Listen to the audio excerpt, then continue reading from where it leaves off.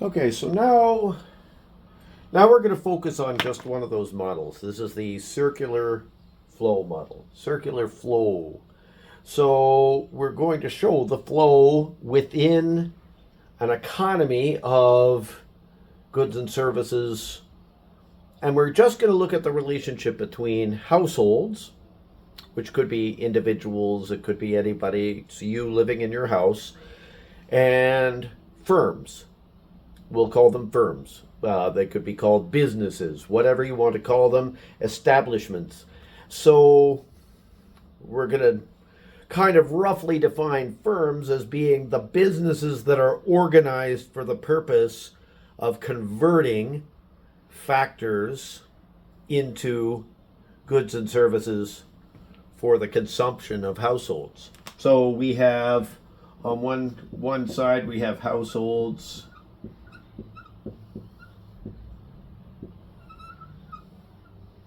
Right, all the yous and me's that are out there in the world, and we have firms. Okay, so all the businesses that exist. So how are these related? Well, let me just verbally explain the model to you. So we know from our first chapter that these firms take what are called the factors of production. Factors of production. Factors of production. Right? And the three we'll maybe focus on the most are going to be land, labor, and capital.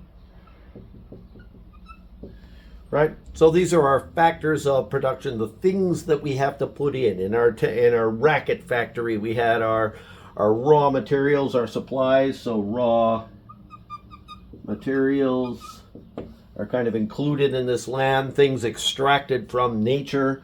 Then we have labor, our people, and capital, our buildings, machineries, etc.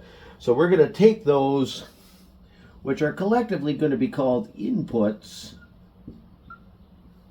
We're going to take those inputs and we're going to make them into outputs, goods and services that are going to be used by these households. So already you can see that there's going to be a relationship between these two.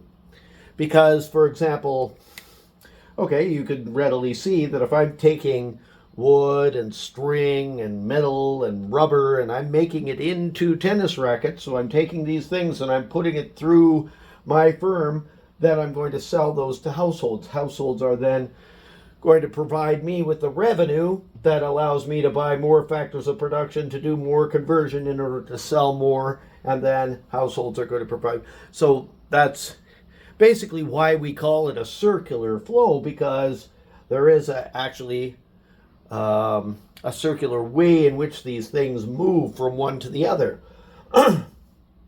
So our circular flow diagram kind of breaks that down. I'm going to remove this for the moment just to make this a little bit simpler.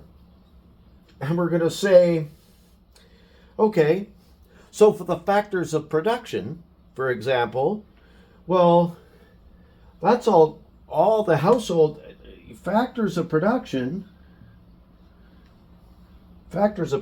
land, labor, capital. All of those things are coming from one or the other household, right? My labor, I leave my house and I go to work. I'm supplying my labor. I am a household in the sense that I'm supplying factors of production. I'm the capital, the land, all of those things. You know, some households contain somebody who owns the company and they are devoting their time and resources in entrepreneurship. You know, sort of our fourth factor of production. They're lending their entrepreneurship to the firm. All of that is coming from firms. In return, okay, so factors of production, and we're not going to list them this time, but we know what they are. They're going from the households to the firms, and the firms are so grateful that they are paying in terms of dollars. Dollars. That's your salary, your wage. They might be paying rent to you if you have a building that they're using. Dividends if you're a home, if you're a stockholder, they'll be paying dividends in return for what you've provided to the firm. So we have factors of production being paid for with these salary, wages, rent, dividends, interest. You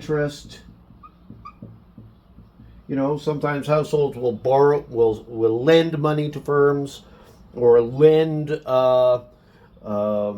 money which enables firms to buy capital or to buy inventory or to buy raw materials, and in return they get interest, rent, dividends, you know, or salary or wages for the labor. So this internal circle is called a factor market, right? So in our circular flow, we have a factor market, right? The market for factors of production. Now, it's worth pausing here to just say, what are we talking about when we say a market? The word market. If you look it up, you're going to see that it has several different uses, but within economics, what I'm going to be talking about when I talk about a market is anywhere, physically or otherwise, you know, physically or otherwise, theoretically, hypothetically, where buyers and sellers meet. And that's exactly what's going on here. Households are sellers, firms are buyers in this case, for the factors of production, the land, the labor, and the capital that they need for production, which they pay for. Now, so that expense of the firms becomes the income of households. Well, what do households then do? You know, the firm we've made our tennis rackets. You know, what's going to happen then? Well, the firms are going to send their goods and services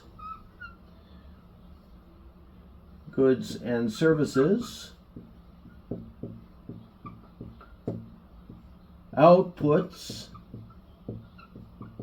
right? We could think of these as inputs.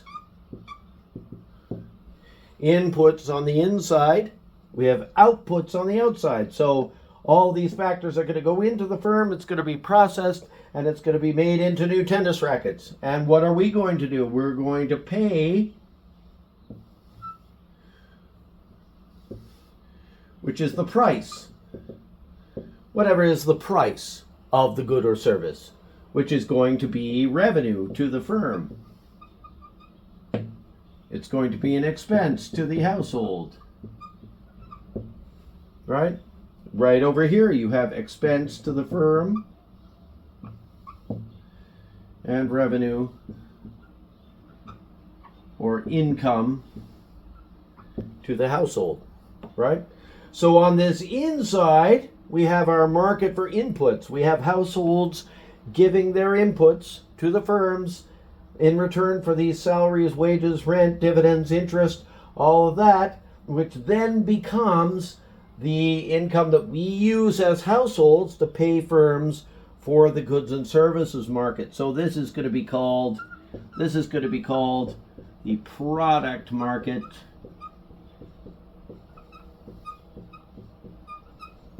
Product market on the outside. So think of it as on this side it's the market for inputs. The inner circle is for inputs.